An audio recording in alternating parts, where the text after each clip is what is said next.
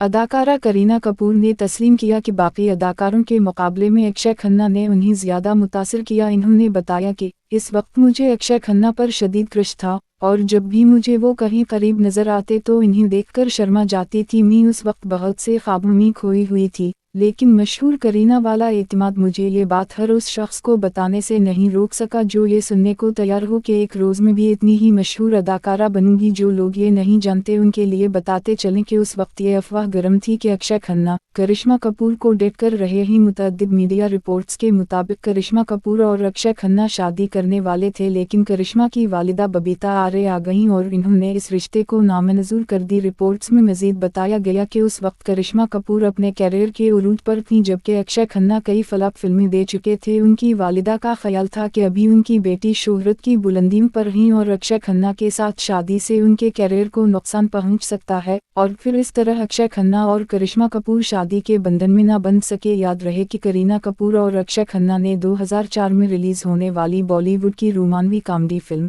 हलचल में बतौर हीरोइन और हीरो एक साथ काम किया।